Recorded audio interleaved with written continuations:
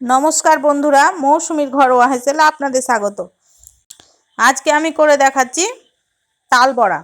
এবং তাল বড়াটা ভাজার পর সেটাকে রসের মধ্যে ডুবিয়ে সেটা একটা পান্তুয়ার মতো তৈরি হবে। কিভাবে বানাচ্ছি আপনারা দেখতে থাকুন। প্রথমে একটা তাল আমি এখানে ঘষে আগে থেকে রেডি করে রেখেছি। এরপর একে একে দিয়ে দিচ্ছি চিনি, গুড়, তারপরে সেগুলোকে ভালো করে হাত দিয়ে মেখে নিচ্ছি।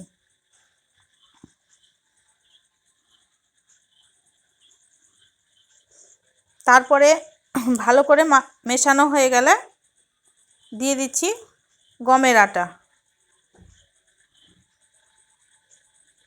গমের আটা আমি অল্প অল্প করে দিতে থাকবো, যেমন যতটা পরিমাণ লাগবে সেইভাবে দিব, একবারে অনেকটা দিয়ে দিব না।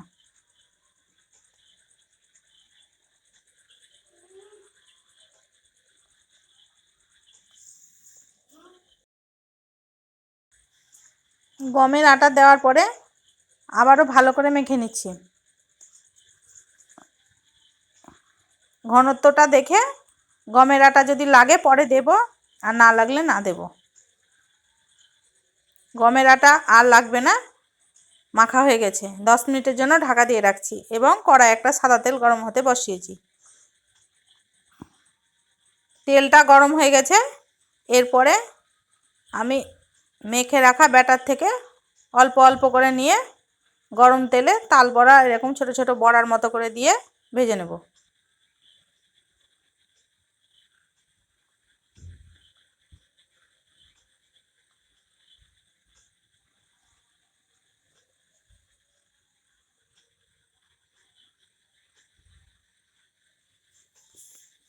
একটু লাল লাল কালার চলে আসলে খুন্তি দিয়ে উল্টে পাল্টে ভালো করে ভেজে নেব।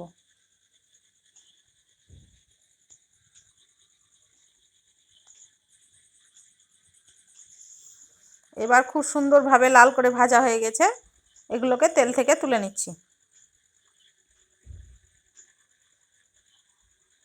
তারপরে বাকি যেগুলো আছে সেগুলোকে একই রকমভাবে ভেজে নিচ্ছি।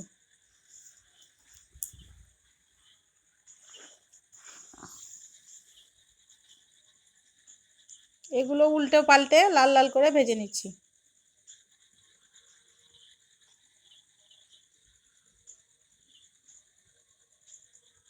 খুব সুন্দর করে লাল করে ভাজা হয়ে গেছে, এগুলোকেও তেল থেকে তুলে নিচ্ছি।